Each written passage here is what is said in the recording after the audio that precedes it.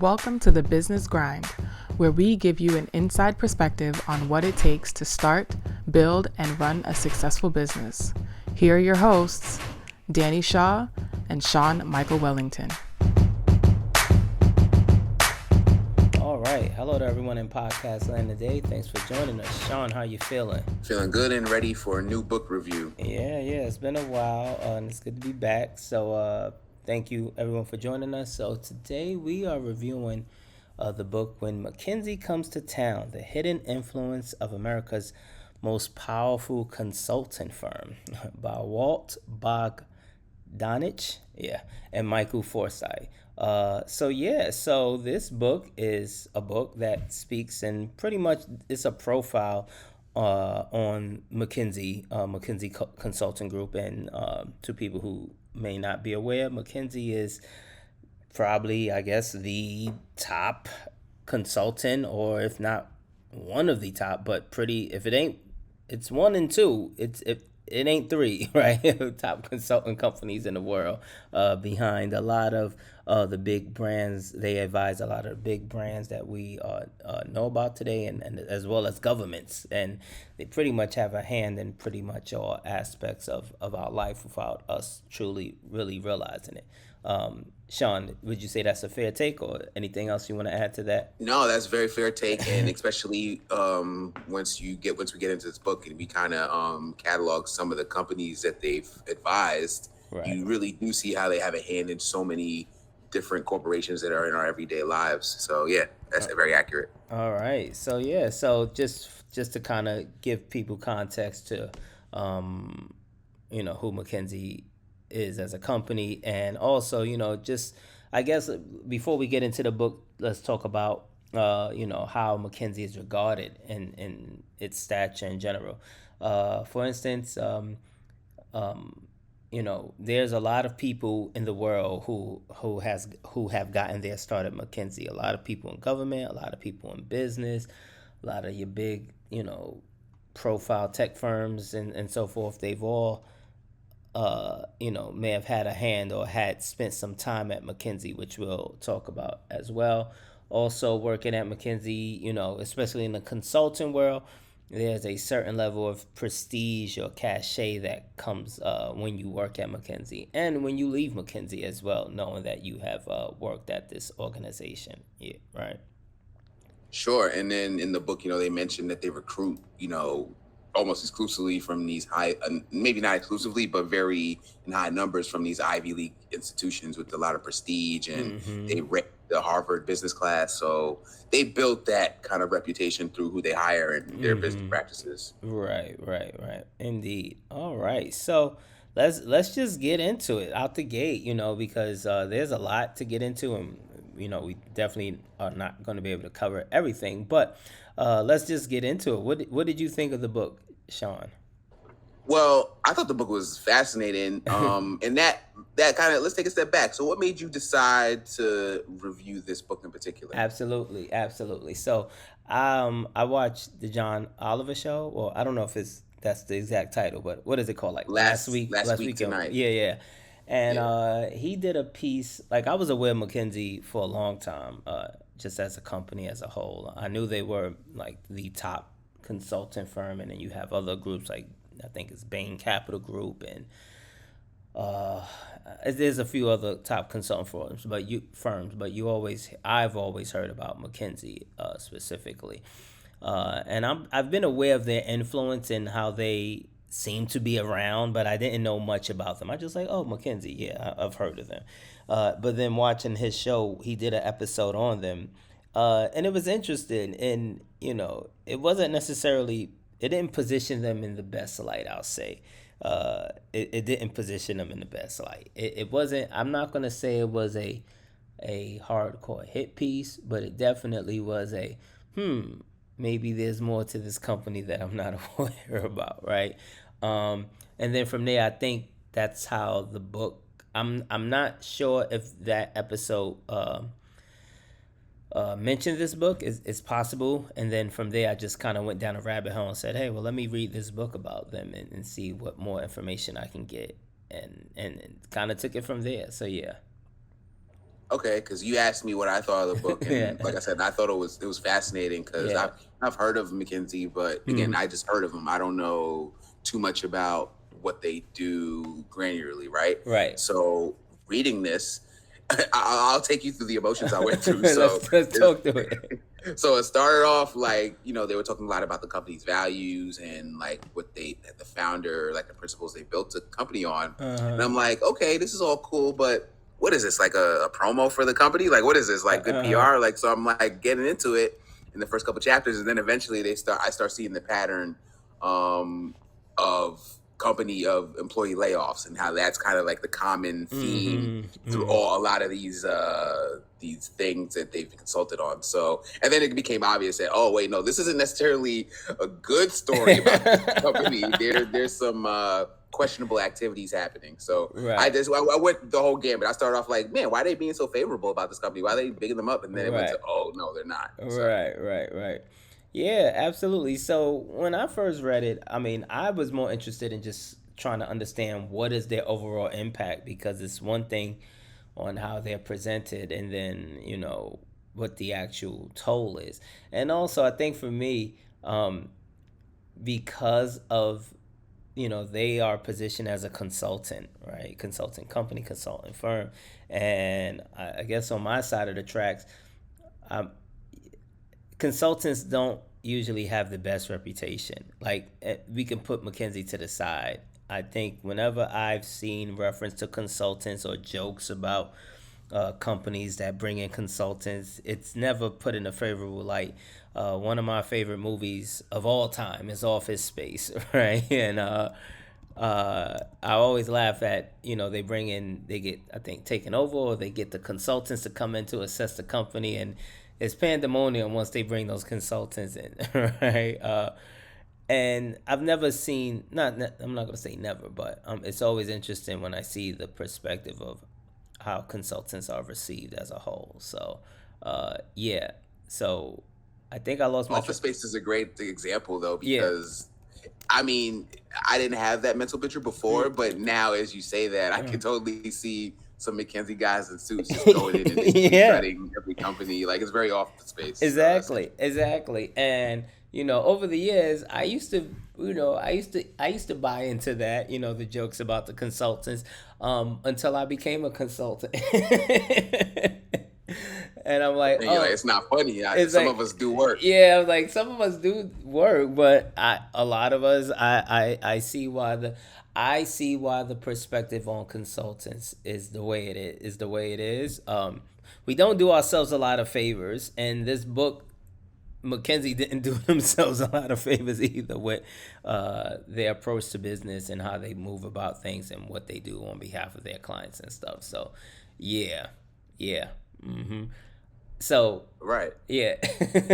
So I will say, like you said, when it first started off, it started very well, like just the origins of the company, who started it, and the values that was set behind it, and so forth. So it started off pretty well, and then you just start, it basically, I felt like each chapter just went more and more into maybe how they're not helping companies and how they're harming companies and harming industries and, harming workers and, and harming political arenas. And, even on, I think the last high profile case that they talked about in the book, which was political, with the Saudi Arabia government, and the journalists that got killed under their watch due to actions that McKinsey was involved in regards to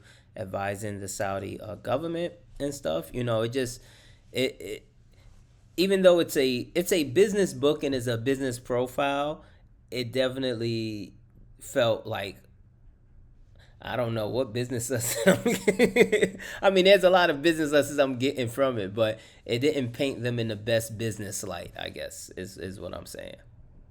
No, I mean, they really established the core values of the company in the beginning, right? And I think one of the early chapters was wealth without guilt. That was something they wanted to establish. Hey, we don't want any of the consulting we do to conflict with our consultants' personal beliefs and their ethical, moral standing, right? So there was a lot of talk, lip service to that early in the book.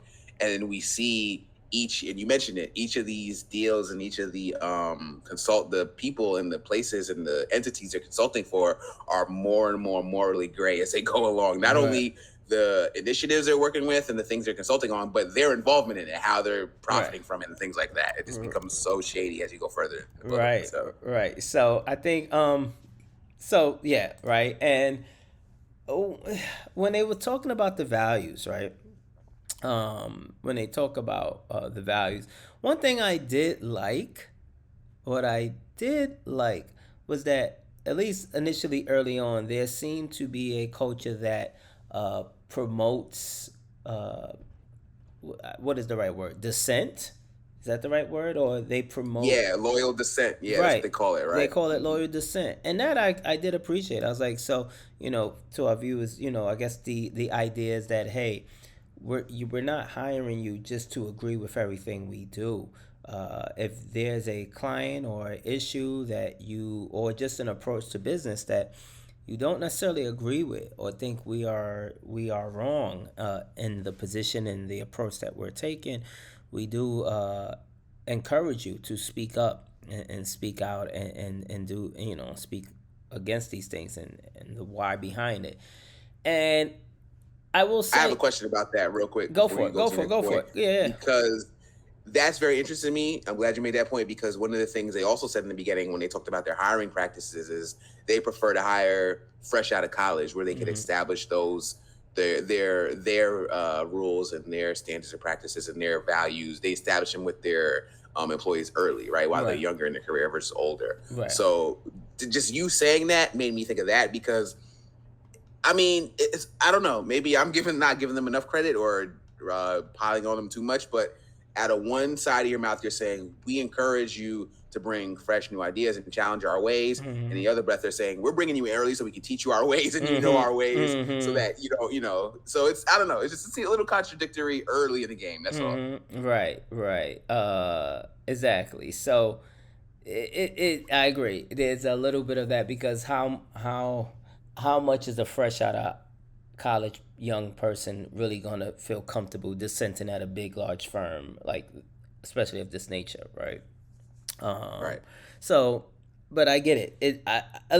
But I do like that they had that there, and they still have it there.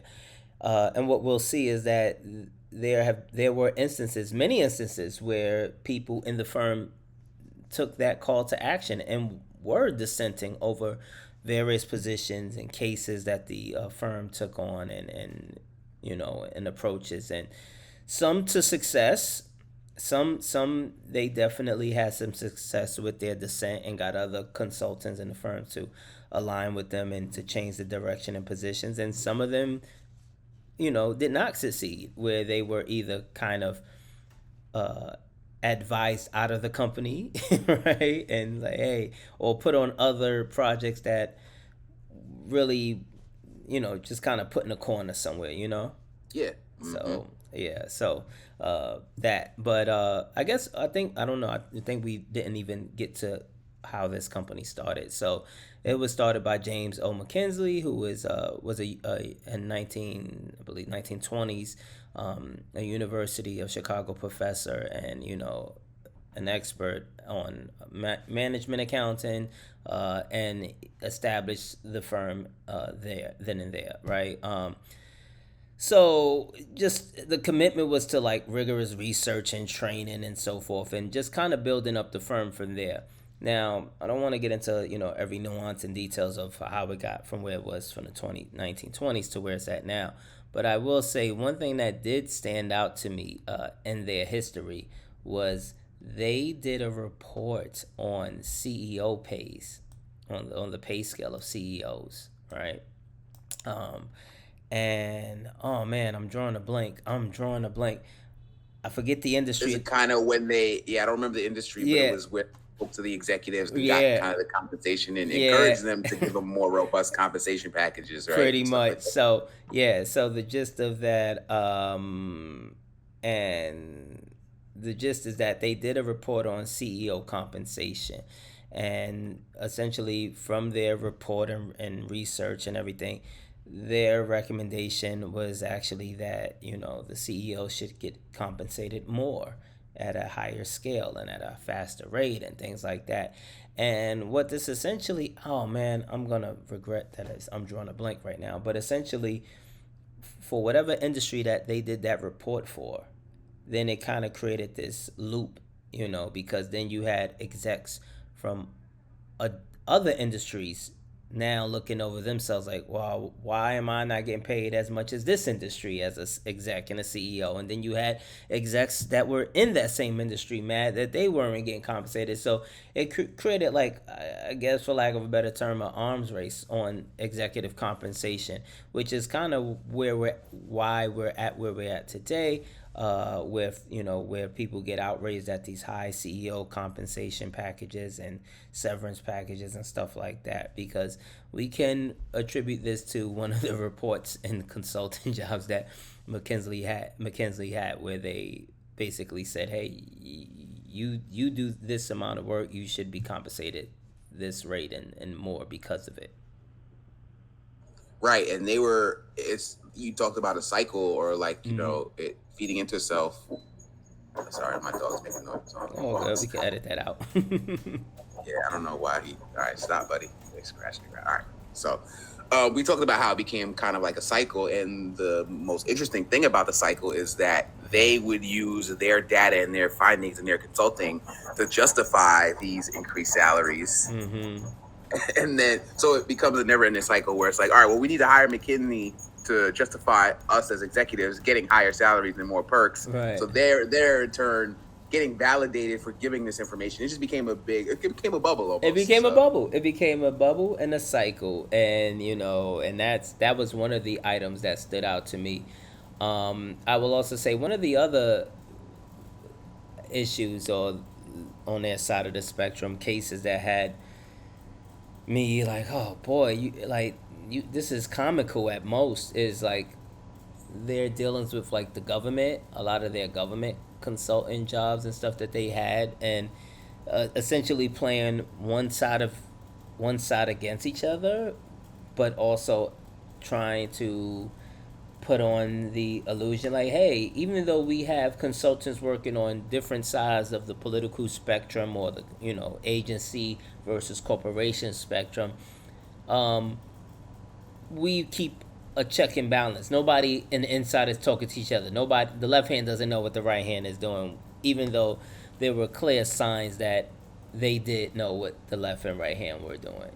Like I think when the FDA were going against some of the opioid drug makers, right?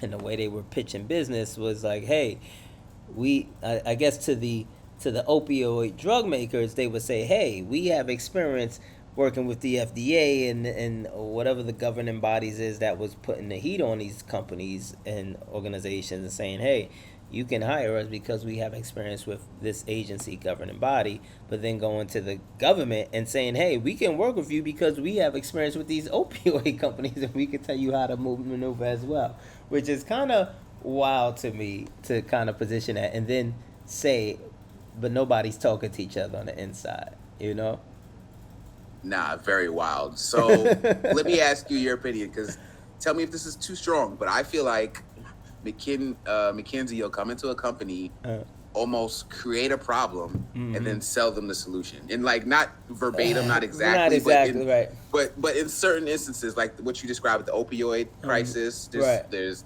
a couple examples where they almost created a problem and then said, all right, well, we're the best people to solve this problem, but we'll find a solution for you. So I got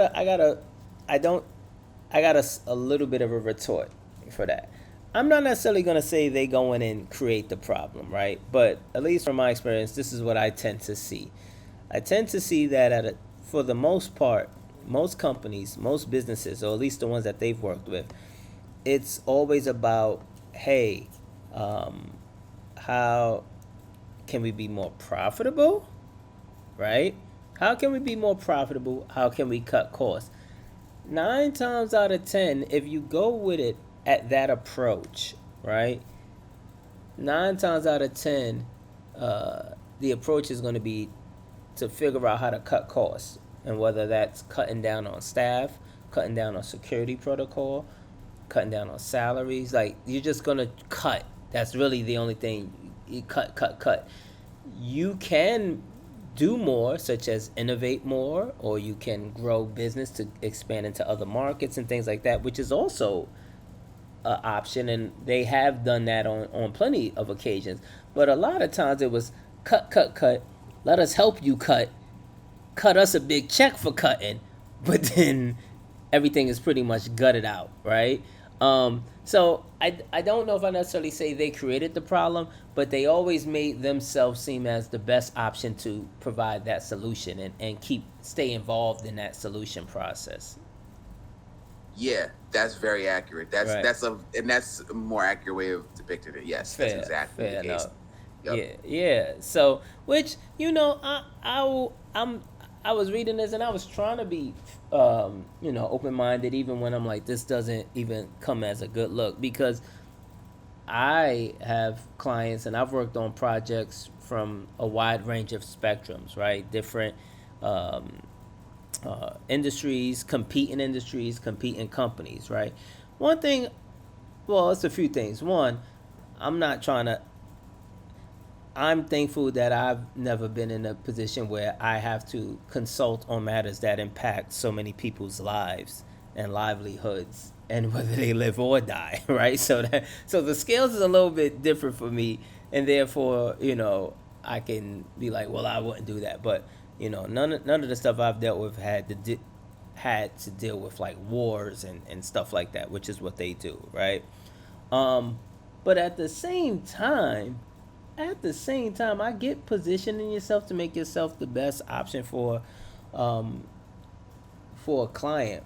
But when you're dealing with items and issues on that magnitude, it's just kind of, it's like, how can you in good faith say, position yourself like that, like on opposing sides of an army or opposing sides of governments, and you're kind of like working as the broker, and you're kind of sending information back to both sides, And I know, I'm pretty sure McKinsey isn't the only one moving like that, but this is the book that we're reading now, right? So Right. that is the wild part to me. That's always kind of wow, and considering how much they charge for this, it kind of feeds more into the negative perspective of consultants that they get. Sure, the perception, because all the money you may be saving through these cost cutting measures, you're paying the firm from Right. at least the perception wise, right? Right, So right, yeah. right. All right. So, all right. I feel like now we're just going through the whole beat them up. It's, Well, we did straight. talk about their values in the beginning and how Okay. they had principles in the beginning. We Right. did mention that. Right, right. But it's hard, right? Because as you go through this book, it's almost like Forrest Gump, where it's like they're involved in all these different big scandals that happen throughout the history. You know what I mean? They're Right. involved in Enron. They're involved Right. in opioid crisis. So Right. it's like they even mentioned Fannie Mae. That one surprised me. Oh, I'm like, right. Fannie Mae, Right, So right. That is true. That is true. It's kind of like you said, Forrest Gump. They've been on the they've stood close to a lot of bad moves and failures, right? Even with some of the what is it recently, the train issues, the issues with the trains, and I don't know if you're aware of what's happening with the railroad industry right now, and all the safety measures. They had a few trains that derailed, and what was that town in I think it was in Ohio. not Scranton. No, But it was yes, it was real high profile, because the train that went off the rails was carrying all these chemicals, and the people in the town was like, this is wild, like, how are we supposed to live? And the railroads is trying to get out of responsibility, and come to find out, like, a lot of those changes to save the railroad money, and a lot of the safety procedures that were put to the side were advised by McKinsey as well. I feel like every time you turn around, it goes back to McKinsey. So, yeah. But I do want to talk about just some of the people who have worked at McKinsey, and for me, it's kind of this is where it kind of feels very secret society ish, you know, because when you go down the list of who has worked at at McKinsey, it starts feeling like, well, I guess I'm the only one who hasn't worked there, right? Like they have the CEOs of former banks, Google, Morgan Jared Stanley, Kushner, yeah, yeah, all types of people. chairmans of all these major companies. So then I think for me, CEO of Foot Locker, Microsoft, like there's just it's a it's a who's who of the top business firms and stuff like that. And I think for me, when I started going down that list, I think the question was for me, it was like, well, is this just a matter of an outsider looking in, right? Kind of similar to how when Harvard has a certain fraternity and an order and a certain network. Like once you're a Harvard man or a Morehouse man, right? You are locked into that network for life. That seems to be the case with McKinsey? So, what comes first? Is it because once you're part of McKinsey, you're part of this fraternity, or, sorority for life, and you have this network, or is it like, hey, McKinsey is using this as a farm to continue to get business even after you leave? So I think that there's also a pattern of people leaving and exiting the firm after some shady behavior, where there's been a couple examples at least that we read, Right, where someone stepped down just after there's been some questionable practices. Right. Okay, that's fair. I mean, So I don't know what the correlation is. It's just something I noticed. I'm just like, there'll be I forget which scandal it was. It may have been Enron actually, or maybe it's the opioid crisis. But the one of the consultant who was kind of leading that initiative, they end up stepping down at the end of the backlash. Right. It's just interesting. I mean, honestly, this is where it's like, what came first, the chicken or the egg? Because when you look at the alum and the people, they have. It feels like one of them spy thriller movies where it's like, we got people everywhere, because they have people everywhere. They have people in academics, they have people in business, they have people in government, they have entertainment. Like they are everywhere. So even if you're not with them as a company, they have some connects or some plugs. But I will say, this is outside of the values. We talked about the values. Some of their strategies, I thought were actually good. Which I not good. Yeah, they were good. It was smart. It was strategic. Now, maybe the end goal of what they were trying to do may not have been the best, but I thought from a business and gathering business, it was fine to me, which is some work they did pro bono in order to position themselves and leverage themselves for later, right? And I thought that was fine. I thought that was smart. You want to get some experience in a certain space and sector. You do some free work. But it just felt like they would do pro bono here, for the greater good, and then just wash away all the goodwill by using it to leverage something else, to do something like 2 times that was perceived as 2 times worse, Yeah, totally. So, it is. Just feels like, every time the book tried to give some positivity, they would follow, well, don't like them too hard just yet, because we got more dirt on them on what they doing over here. Right. Yeah. So, Sean, can you speak to any of your consulting experiences? Honestly, my consultant experience is very, I haven't dealt with them a lot in as many as the big corporations I've worked for. Wow, okay. It's rare that I guess I've gotten lucky. I've never haven't dealt with them too often. So yeah, my experience is very limited. I just kind of know the things I've heard, and the perception is kind of what the book described is, all right, these consultants are going to come in and take away our jobs and gut us. That's kind of what I know people are afraid of, but I don't have a lot of personal experience with it myself. I see. Yeah, I mean, I've been on both sides. I've been the consultant, and I've been in places when the consultant has come, and you kind of put on alert. I'll speak to the time when I was put on alert.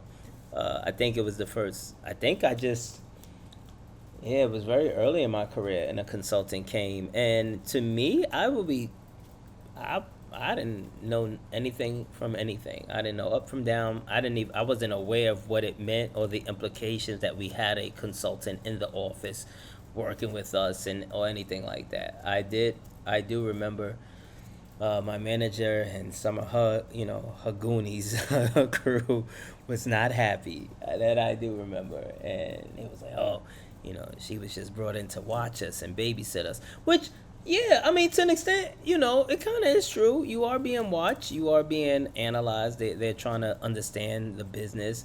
So it goes both ways. They're looking at the business. They're trying to analyze things. They're trying to see where there are inefficiencies and where things could be improved upon, right? But I think for a lot of people, it's like, well, I'm doing my job. Why are you questioning me?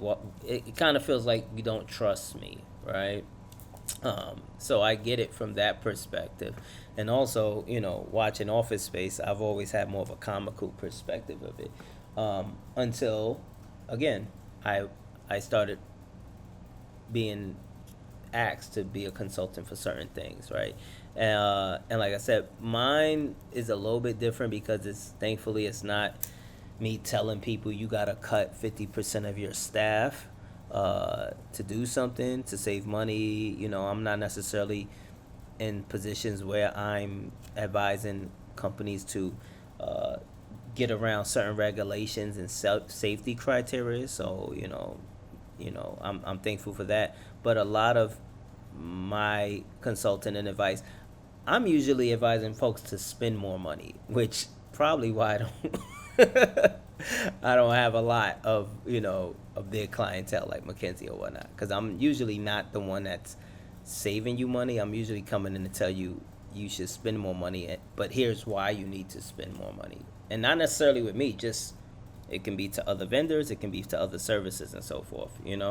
Well, yeah, that's kind of a mark of integrity, right? It's like, Right. you don't need me. This is what you can do. Mm-hmm. But again, what I've been noticing in McKinsey's mode of operation is they're the solution. They're like, no, we Right. have the answers. So, Right. or we'll create this new task force. We'll hire from our best, we know everybody. We have all these resources. We have all these people in the field consulting. We're going to hire this task force to solve this problem that we may have inadvertently caused you to have. I don't know. Right. It's crazy. Right. So usually I'm the one saying, "Hey, I can fix the problem for you." Even if there's usually a few ways I go about it. I'm saying, "Hey, you need to spend if you want to get to where you want to be at whatever, you're gonna have to spend more money. Here's what it's looking like. Here's when you can expect some return on that investment if you do these things, right?"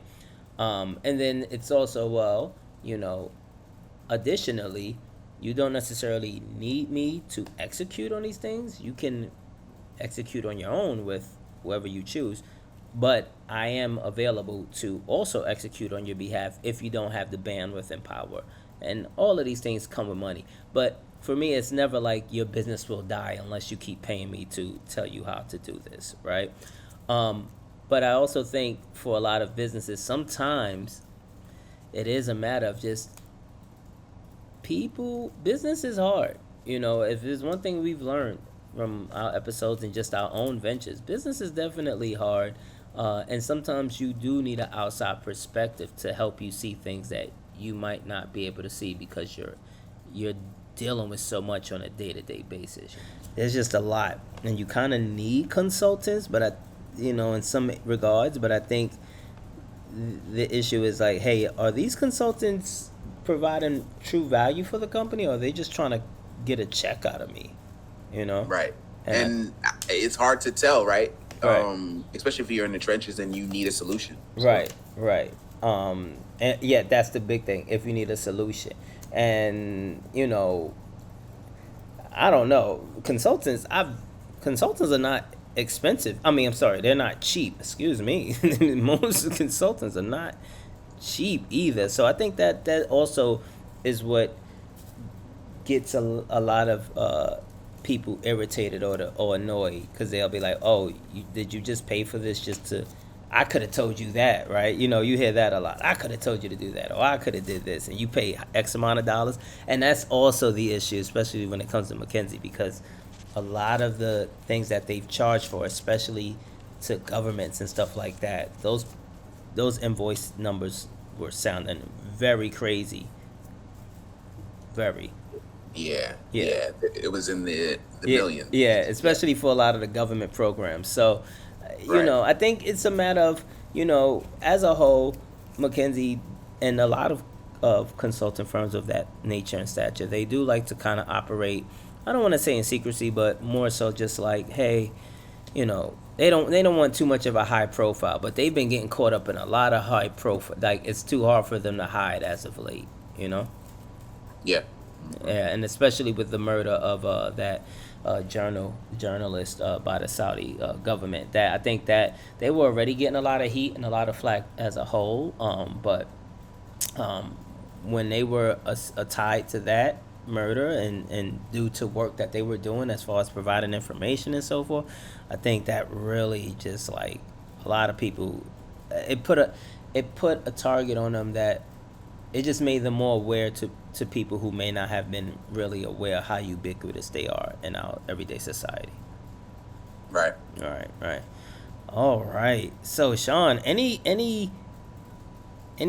lessons you've taken away from this book? I know this isn't our typical business book where it's like a how-to Yeah. or a profile. It was more like a profile of a company, not really expecting the book to go in the direction it did go, but still, any thoughts, any lessons?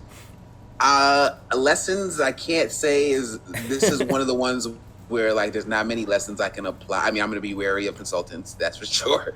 But other than that, like this is not my industry, it's not my field. And I also don't deal a lot with consultants, at least currently. So not too many lessons for me, but it was just intriguing. It's intriguing just to hear and read the stories and see how they were even with all of these scandals, they managed to stay in the shadows. They were never really in the forefront until later on in like the digital era where things were a little more trackable and there were a lot more people investigating things. But all through the 80s and 90s, like, and even early 2000s, they were involved in a lot of stuff and you wouldn't even know. So. Right.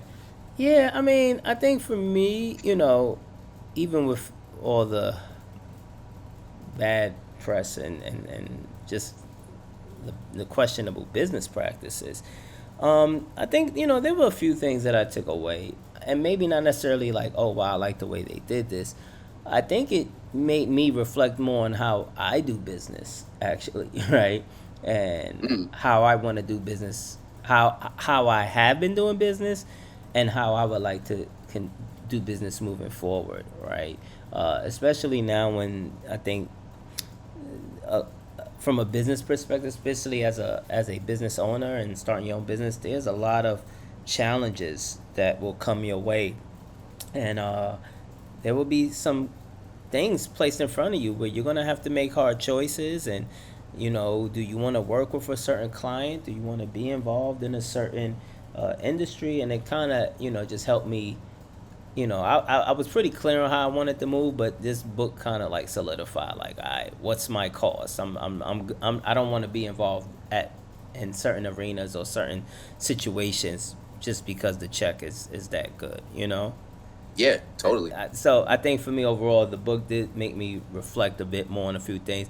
I will say another thing that I did appreciate, again, the culture of dissent I did like, even if it wasn't,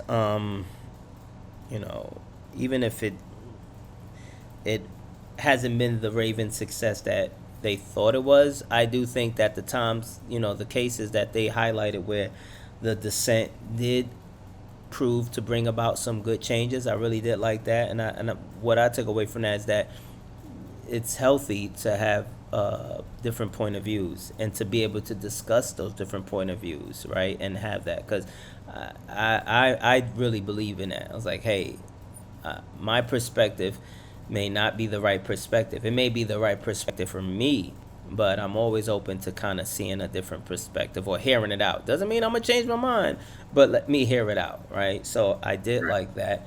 And then I think also, it's not just for me, but for anybody, when I started reading like all the stories and all the cases that they've been in, it made me realize, and I've had this conversation a lot prior to this book with other people who I'm usually giving advice to, but I think we all, as business entrepreneurs, business owners, or just even as an employee, even if you're not an trying to have, business goals, you just want to work, which is totally fine. We do a lot more than we realize we do, and we have a lot more knowledge and experience and a lot more value than we think we do.